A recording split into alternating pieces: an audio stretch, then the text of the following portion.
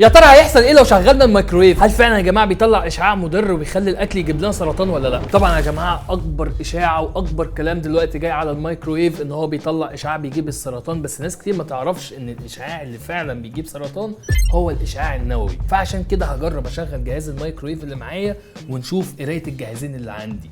ده جهاز بيقول لنا اذا كان في اشعاع نووي طالع من الجهاز ده ولا لا، اما الجهاز ده بيقول لنا نوع تاني من الاشعه وهي الاشعه الكهرومغناطيسيه او موجات الراديو بالمختصر. لو جينا شغلنا جهاز الميكرويف دلوقتي ولقينا ان الجهاز ده بدا يقرا ان في اشعاع موجود عندنا، ساعتها هنتاكد ان الميكرويف فعلا بيطلع اشعه خطره. ولو تلاحظوا ان بدا عندنا يظهر كميه بسيطه وهي 9%، وده اشعاع موجود عندنا في الكون جاي لنا اصلا من الفضاء واحنا عايشين جواه ومش خطر وملوش اي لازمه. لكن الخطر بجد لو حصل ولقينا ان النسبه دي زادت بقت 1 و2 وصلت ل10 والجهاز بدا يصفر. طبعا يا جماعه زي ما انتم شايفين دلوقتي ان احنا اول ما شغلنا جهاز الميكرويف هتلاقوا الجهاز اللي بيقرا لنا اذا كان في اشعه كهرومغناطيسيه ولا لا بدا ان هو يقرا فعلا ويقول لنا ان في عندنا موجات كهرومغناطيسيه.